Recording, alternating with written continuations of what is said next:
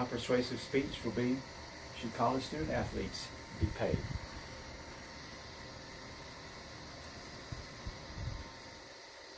A large portion of us have attended events in this type of arena and also in this type of arena. Football and basketball make up the highest revenue producing sports for college athletics.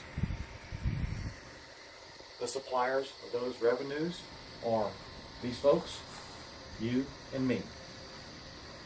So some magical way, someone was able to come up with a way for college student athletes to be paid.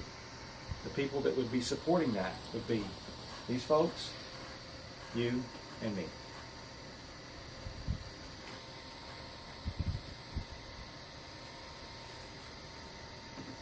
In an article by Troy Ornick in Forbes magazine, he stated that it will cost $34,290 in tuition for a public four-year college for the school year 2018 and 2019.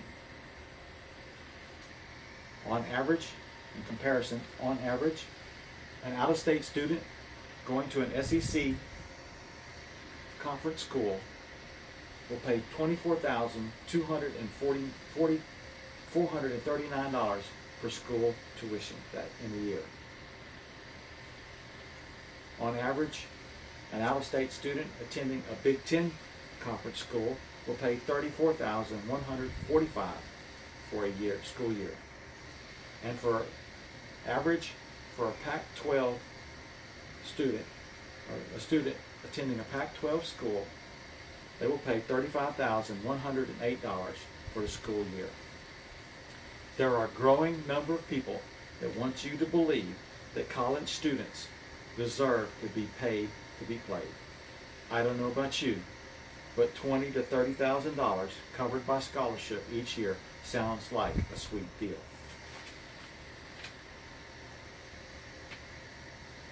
There are over 200 NCAA Division I schools with sports programs. Of those, only 20 to 25 a year generate enough revenue to support a profit. In 2013, there was only 20 schools that generated profit from sports. In 2014, 24 schools generated a profit from sports. And in 2015, 22 schools generated a profit from sports. In his article for NCAA.org, Brian Bergson stated the overwhelming majority of colleges and universities in NCAA across all three divisions subsidize part or all of their athletic departments.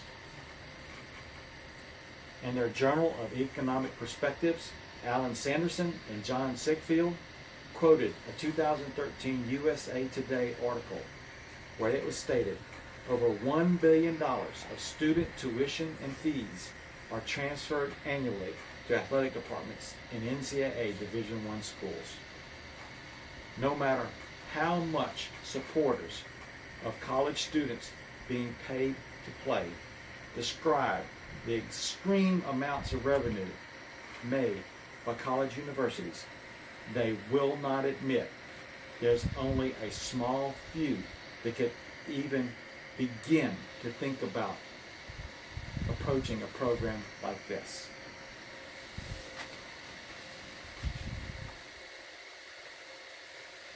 And then what are we to tell students of physics, engineering, mathematics, and sciences that earn endowments, awards, donations, honors for their departments in their schools? Sorry, you don't count. Universities are already dealing with the extreme differences in pay and salaries for instructors and professors.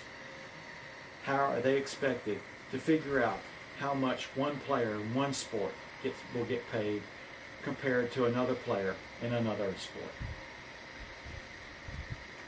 Any high school student that sits at a table at their gymnasium with different hats from different universities sitting in front of them is sitting there thinking about opportunity and wanting to sign that letter of intent. It's no great conspiracy, no great secret. They know what they're getting ready to get into. Scoop Jackson of ESPN stated they agree to that. It's no different than a professional athlete signing a contract.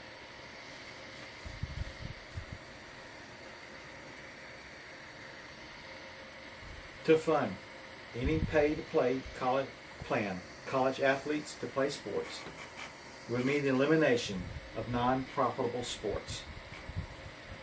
Don Hittner stated in his journal, essentially eliminating all men's sports, all men's non-sports other than football and basketball. Say goodbye to swimming, golf, tennis, track and field, and even baseball at some colleges. Because of Title IX, some women's non-profitable sports would have to be kept just to keep universities in compliance. College students would then become employees of universities, bringing in IRS rules and regulations to bear, forcing payment of Social Security taxes, Medicare, federal and state unemployment tax, and workmen's compensation.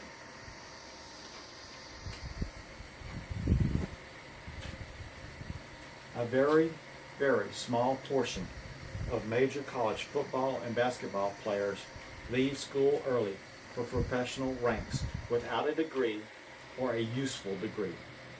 They would be the only ones that would benefit from this, causing them to maybe stay for their whole 4 years. One solution to this problem is returning to a provision and rule that used to be in effect for incoming freshmen. Jonathan Chait, in his article in the New York Magazine, stated, make all freshmen ineligible for athletics as they did up until 3 decades ago. College freshmen would not count against varsity upper-class teams, making their 3rd year of eligibility their true senior year, giving them the opportunity to actually have a degree that meant something once they graduate.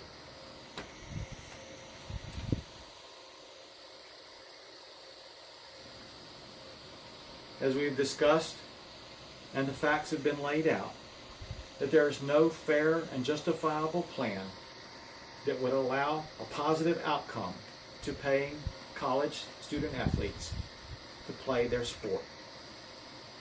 We all have a college team in a favorite sport. Starting a program such as this to pay players would probably mean the elimination of a lot of your favorite sports and favorite teams to watch.